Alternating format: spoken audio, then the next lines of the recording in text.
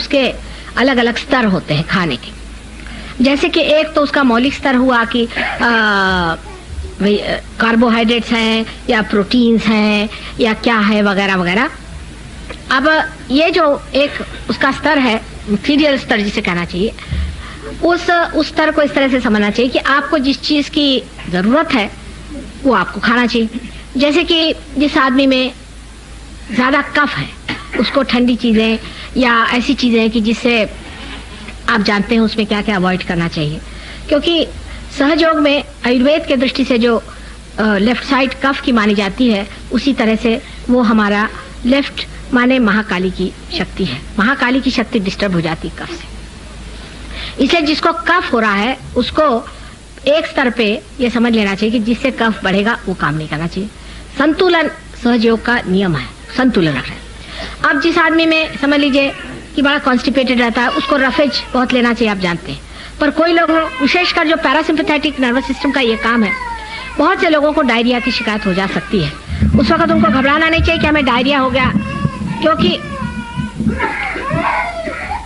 गर्मी बहुत हो रही, जरा खिड़की खोल दीजिए, बहुत गर्मी हो रही बच्चों को।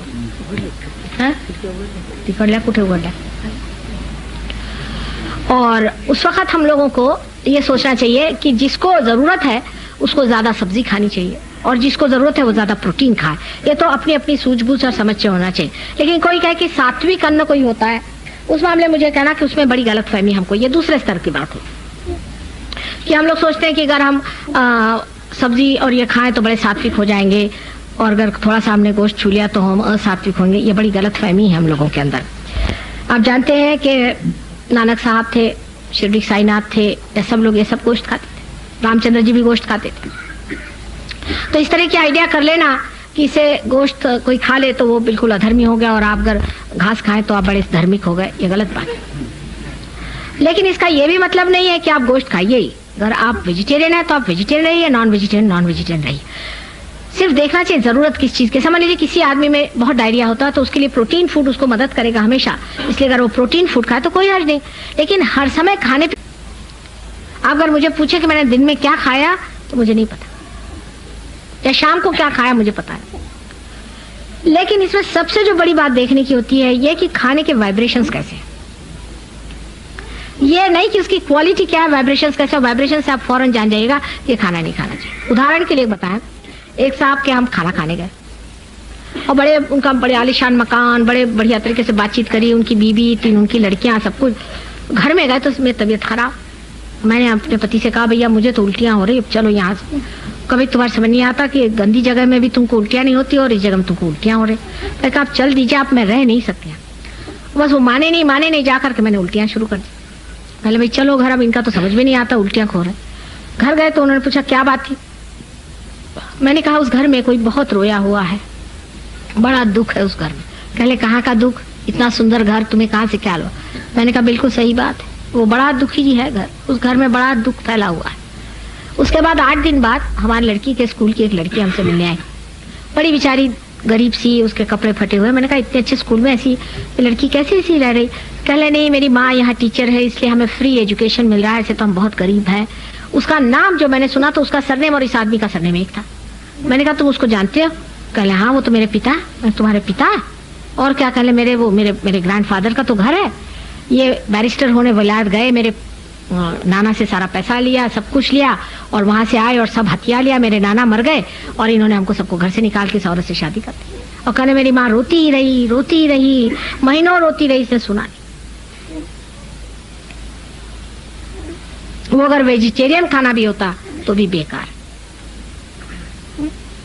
तो उसके वाइब्रेशंस देखे जाते हैं, कौन आदमी किस तरह से खाना देता है वो देखना पड़ता है।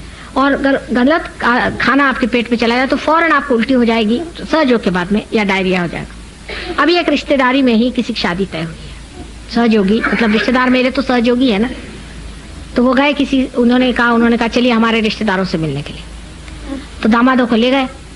वो दामाद मेरे साथ बेचारे सफर में निकले, सारा रास्ता उनकी हालत खराब, उल्टियां और डायरिया और उल्टियां और डायरिया। फिर मैंने कहा सारे रिश्तेदारों को चूते मारो, ये मोहम्मद साहब ने बताया, तब उनका ठहरा। वाइब्रेशंस कैसे देखना पड़ता है, कौन कैसे मन से आपको खाना देता है। इसमें इतनी बारीक चीज है कि खाने पे ज्यादा सोचने की जरूरत है। वाइब्रेशन ठीक नहीं हो आप खाइए नहीं, पहले उसके वाइब्रेशन देख लेने चाहिए। बहुत करीब जानते हो, कहले हाँ वो तो मेरे पिता, तुम्हारे पिता है, और क्या कहले मेरे ग्रैंडफादर का तो घर है, ये बैरिस्टर होने विलायत गए, मेरे नाना से सारा पैसा लिया, सब कुछ लिया, और वहां से आए और सब हथियार लिया, मेरे नाना मर गए और इन्होंने हमको सबको घर से निकाल के इस औरत से शादी कर दी। और कहने मेरी माँ रोती ही रही, महीनों रोती रही, इसने सुना नहीं। वो अगर वेजिटेरियन खाना भी होता तो भी बेकार। तो उसके वाइब्रेशंस देखे जाते हैं, कौन आदमी किस तरह से खाना देता है वो देखना पड़ता है। और अगर गलत खाना आपके पेट में चला जाए तो फौरन आपको उल्टी हो जाएगी सहयोग के बाद में, या डायरिया हो जाएगा। अभी एक रिश्तेदारी में ही किसी की शादी तय हुई है, सहयोगी मतलब रिश्तेदार मेरे तो सहयोगी है ना, तो वो गए किसी, उन्होंने कहा चलिए हमारे रिश्तेदारों से मिलने के लिए। तो दामादों को ले गए, वो दामाद मेरे साथ बेचारे सफर में निकले, सारा रास्ता उनकी हालत खराब, उल्टियां और डायरिया और उल्टियां और डायरिया। फिर मैंने कहा सारे रिश्तेदारों को जूते मारो, ये मोहम्मद साहब ने बताया, तब उनका ठहरा। वाइब्रेशंस कैसे देखना पड़ता है, कौन कैसे मन से आपको खाना देता है। इसमें इतनी बारीक चीज है कि खाने पे ज्यादा सोचने की जरूरत है। अगर वाइब्रेशन ठीक नहीं हो आप खाइए नहीं, पहले उसके वाइब्रेशन देख लेने चाहिए। बाद में आप खुद ही समझ जाएगा कि इसके वाइब्रेशन ठीक नहीं है, ये खाना खाने का किसी तरह से बात टाल दीजिए। जैसे आप किसी भी मंदिर का प्रसाद कभी मत खाइएगा, कभी भी नहीं, कोई भी मंदिर का, क्योंकि वो पैसे बनाने का एक धंधा। आपने खाया और आपका पेट नहीं खराब हुआ सहयोगियों का, तो जो कहिए इसका मतलब नहीं कि उसमें जो डेटी है वो खराब है, पर उसमें जो बैठे हुए महाराज उस पर कमर्शलाइज कर रहे हैं। जहां भी कमर्शलाइज जरा सा भी हुआ वहां से आत्म तत्व खत्म हो जाता है। किसी भी चीज का कमर्शलाइज हो गया उसमें आप बिल्कुल वहां परमात्मा नहीं रह सकते। एक बिल्कुल जो सत्य है वो सत्य है, वो सत्य ही रहेगा। वो मेरे कहने से या मुझे कोई आपसे इलेक्शन नहीं जीतने का, बदल लेने वाला। अब जैसे एक मंदिर में हम गए थे, वहां के लोग नाराज हो गए क्योंकि मैंने कहा कि भगवान के नाम पर आप उपवास नहीं कर सकते, क्योंकि ये तो अच्छा है, पुजारी बाबा ने कहा कि भाई तुम उपवास करना सोमवार को, लेकिन भगवान को लड्डू चढ़ाना। तू वो भगवान कौन है आपको मालूम? भगवान के नाम पर आप उपवास नहीं कर सकते। आप अपने लिए करिए, वो दूसरी बात है, लंघन का। भगवान के नाम पर आप कुछ नहीं कर सकते सिवाय एक चीज के, कुंडलिनी का जागरण। सोशल वर्क कर रहे हैं, कोई मरीजों को संभाल रहे भगवान के नाम पे। अरे कोई भगवान को यही धंधा बचा है? भगवान के नाम पर सिर्फ कुंडलिनी का जागरण होता है और एज अ बाय प्रोडक्ट लोगों की भलाई हो जाती है, वो दूसरी बात है। पर असल में होता है काम सिर्फ कुंडलिनी जागरण का, जो जीवंत कार्य। अगर परमात्मा जीवंत है तो जीवंत ही कार्य करते।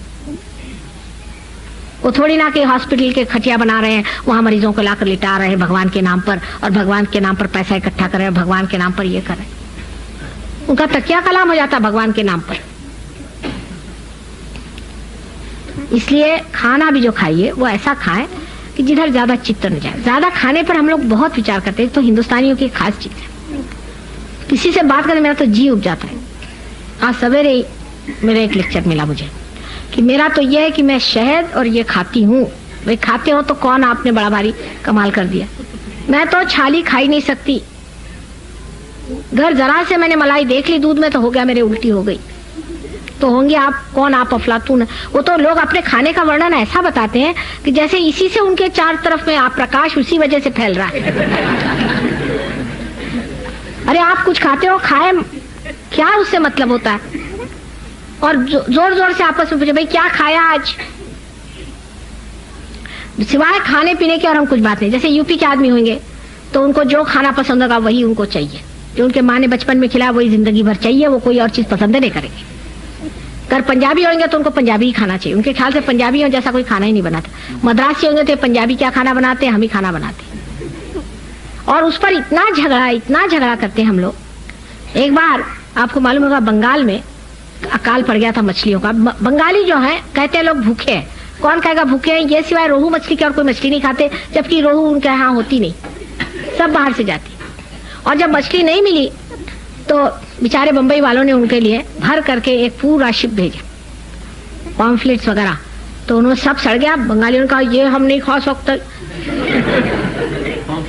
पॉम्फलेट नहीं, हम नहीं खा सकते ये गंदी मछली, हम तो वही खाएंगे रोहू, चाहे सड़ा के खा ले। ये हमारे देश में बीमारी है सबको इतनी, हमेशा सुबह शाम तक मैंने उसके यहाँ ये खाया, उसने वो खिलाया, रात दिन चलते रहता। और किसी देश में इतना नहीं। मेरी बीबी ये अच्छा बनाती है, हर समय खाने पीने की बात। हम लोग की जीभ बढ़ गई, आंख नहीं बढ़ी।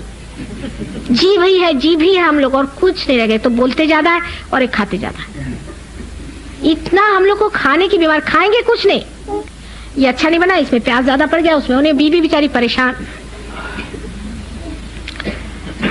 लेकिन आप जापानी लोगों को देखिए, उनकी आंख इतनी तेज है। अब जैसे आते साथ कहेंगे साहब ये क्या गुलाबी रंग लगा रखा है, इसमें सफेद नहीं, इसके साथ दूसरा रंग होना चाहिए।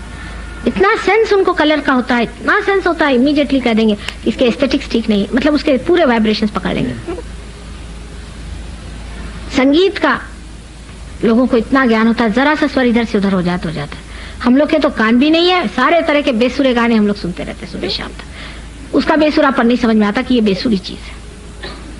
लेकिन खाने के मामले में जरा सा प्याज लाल ज्यादा हो गया कि कच्चा ज्यादा हो गया, उसको पकड़ के बैठ जाएंगे बड़े बड़े लोग। आपको आश्चर्य होगा, मैंने प्राइम मिनिस्टरों को ऐसी बातें करती हूँ। वो कहते हैं साहब मुझे तो फलाने चीज की एक जलेबी पसंद है। बताइए, इसे सभी लोग इस देश में करते रहे, उनको पसंद है तो लिए चले जा रहे हैं लोग, हो गया। ये शोभा नहीं देती।